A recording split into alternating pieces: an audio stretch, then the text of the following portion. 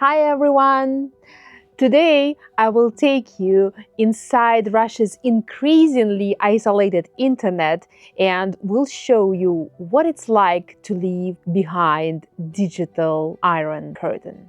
In this video I will show you the reality of using the internet in Russia 2025, what platforms we actually use, how government control affects our daily online experience, is it similar to Chinese firewall, and what actually it means to live with sovereign internet.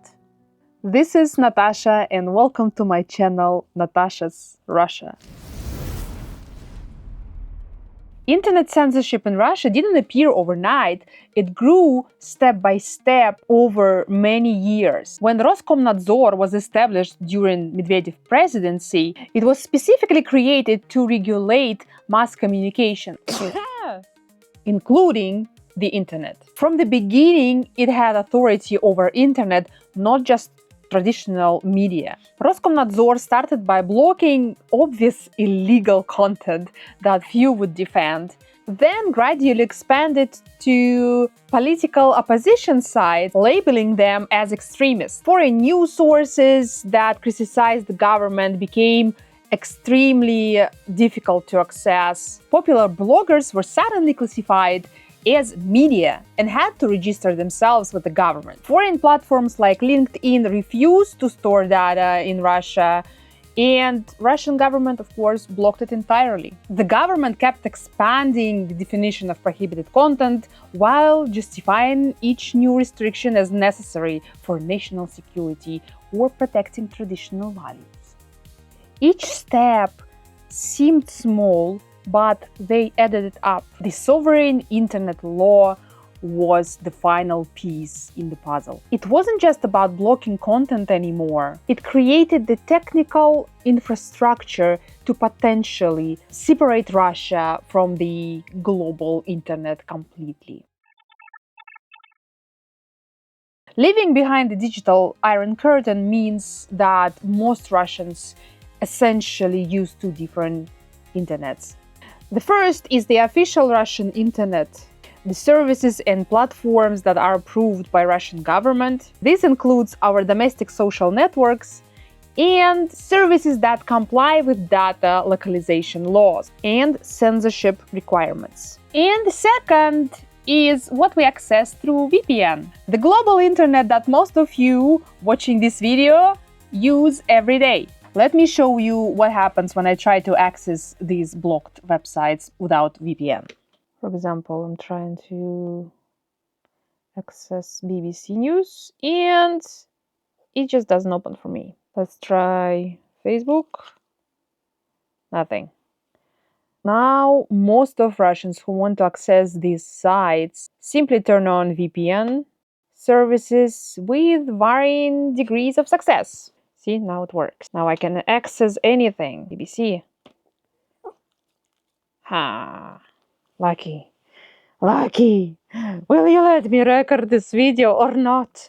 Stop licking me! While using VPNs isn't criminalized for ordinary citizens, there have been cases where people sharing VPN services or discussing blocked content have faced administrative penalties. Most of people use them anyway, but we are aware of potential risks. There is a constant cat and mouse game where authorities try to block VPN services and people find new ones. It's also important to mention that actually many popular platforms, global platforms, have been completely blocked in Russia since 2022. Meta services including Facebook and Instagram were labeled as extremist and banned. Twitter has been severely restricted, and as you know, LinkedIn was blocked even earlier. This isolation isn't just from our side. Many Western services also stopped operating in Russia. PayPal, Netflix, Spotify, and many other services suspended their services after 2022. Major app stores restricted access to certain applications, and many international financial services just stopped working in Russia. What makes the situation complex is the wide range of content that is now restricted or banned in Russia. It's not just political opposition or military information. There are laws restricting content related to LGBTQ, labeled as LGBTQ propaganda, and discussing child-free lifestyles, recently classified as damaging traditional values. Certain religious movements and many other topics that would be freely discussed in the most democratic countries. This creates a situation when Russians have to be careful of what they discuss online, especially on public platforms. So most of people maintain two digital personas. One for the official Russian internet, where they avoid controversial topics, and another private or VPN protected spaces where they can speak freely. If you're visiting Russia or communicating with a Russian, you need to know which platforms we actually use on a daily basis. Instead of Facebook, most of Russians use VK. Let me show you how it looks. So here I grouped Russian apps that I use the most. And as we see, here is my VK. There is nothing really, I don't use it much. Oh, and exactly the ad to join army. You see, they offer 2,500,000 rubles for St. Petersburg. I have to use it because most of governmental services are here, and most of like my kids' school activities and news are here.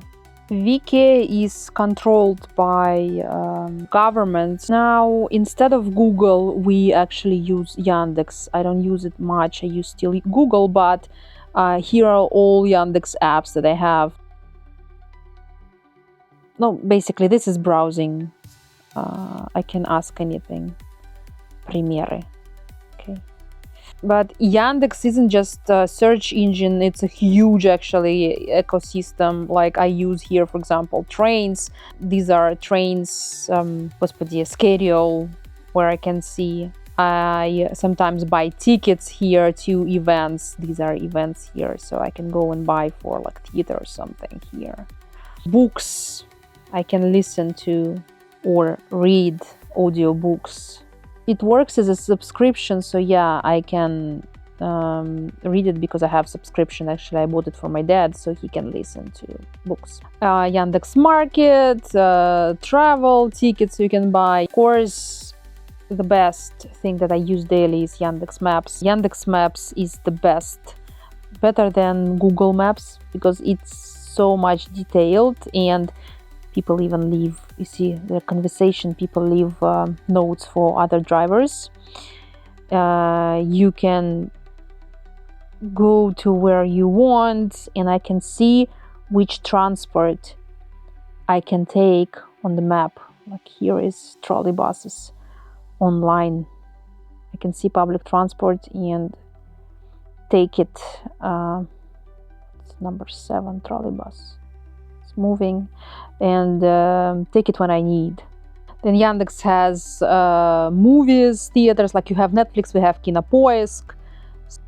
I can watch series and buy tickets. This is what's in cinema right now. There are other, this is project of Sberbank.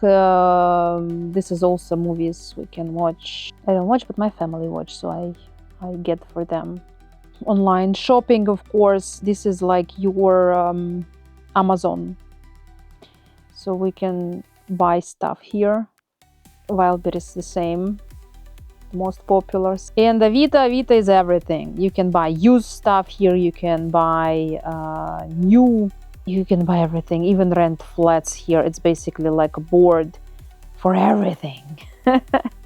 Here I have all governmental services like Russian e-government. I can get all papers here that I need, and a lot of other stuff. Delivery company from Sber, delivery from Yandex, where I can order food from different kinds of shops. And of course, Yandex Taxi. This is basically your Uber. And of course, my favorite, Music. Actually, it's way better than Spotify, and maybe I will make a video just about this later on. The concerning part is that this creates an incredibly detailed digital profile of users. Since Yandex must comply with data sharing laws, using these convenient services means that the government potentially knows where you go through taxi and maps, what you eat through food delivery, what you buy through market, what information you seek through search. E-commerce has become increasingly localized.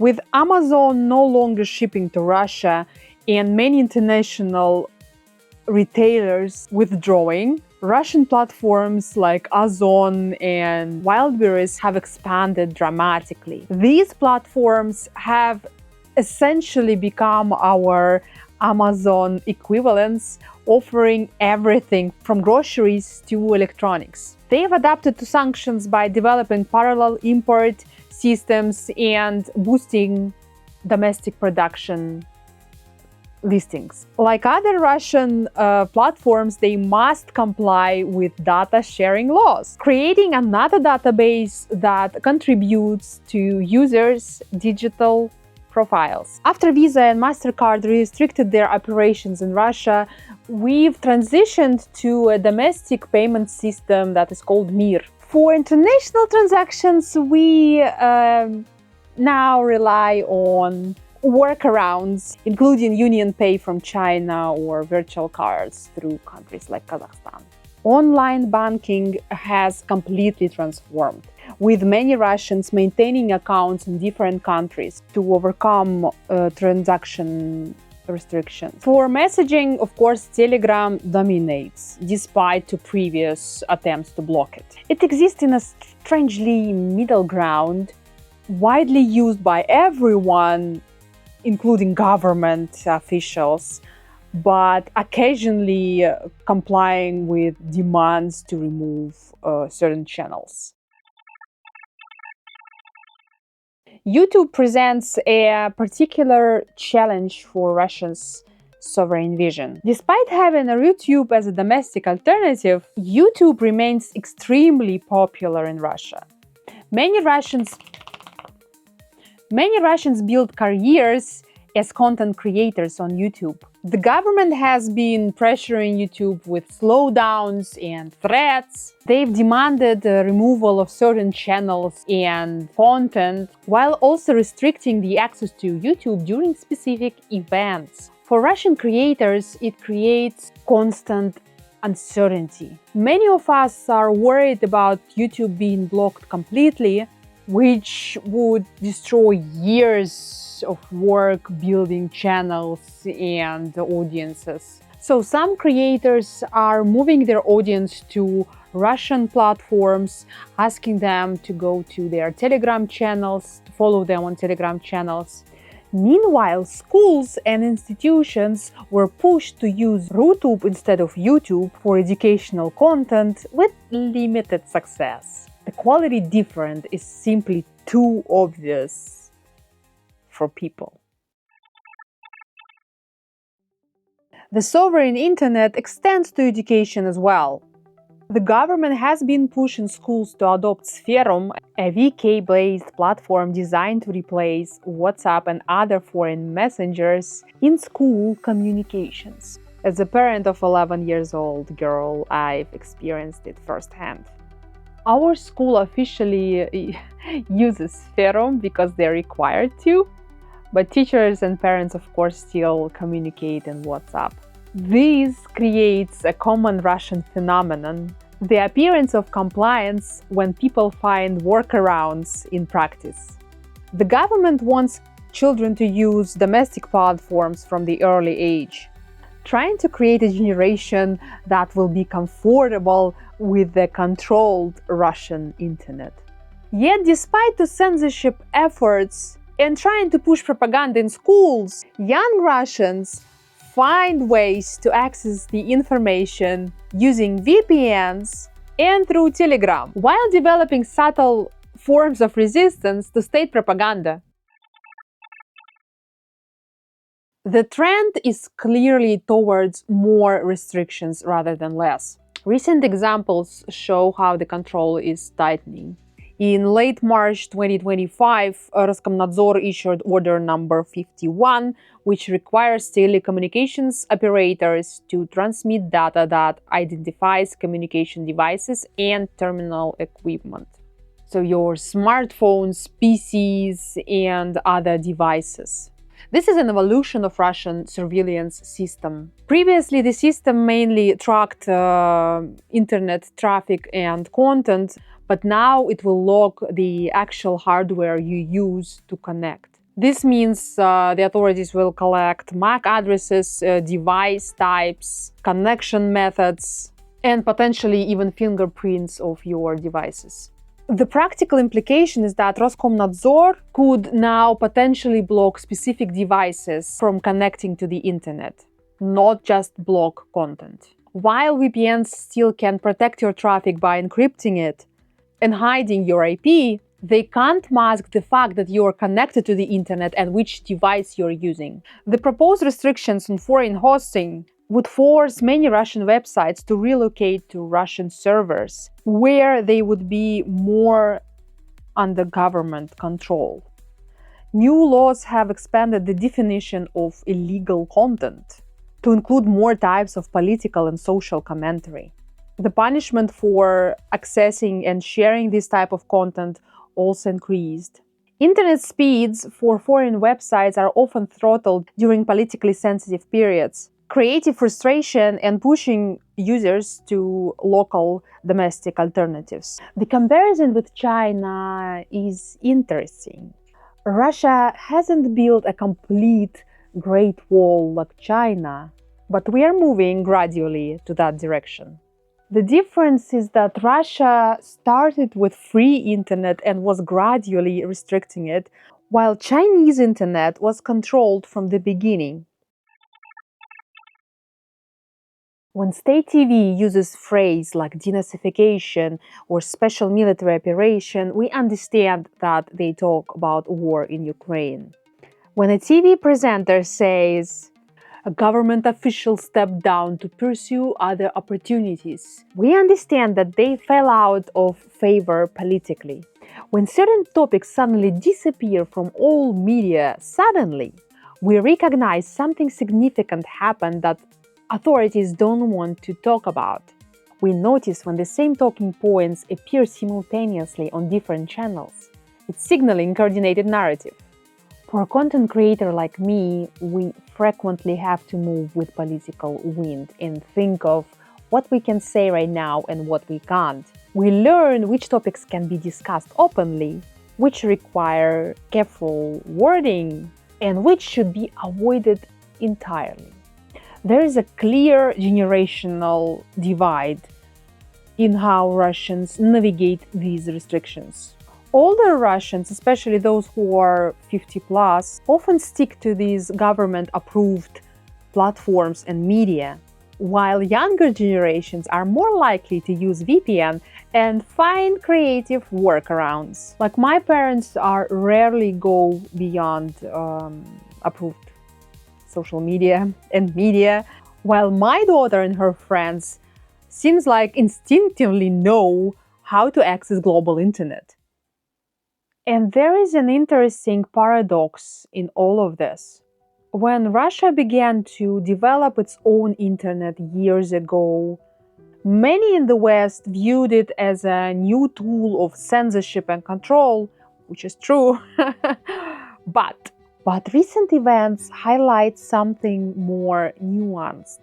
As geopolitical tensions have risen, many European countries are realizing their complete dependence on American big tech. If the US decided to pressure Europe by cutting Google, Apple, payment services like Visa and MasterCard, Europeans have no domestic alternatives ready.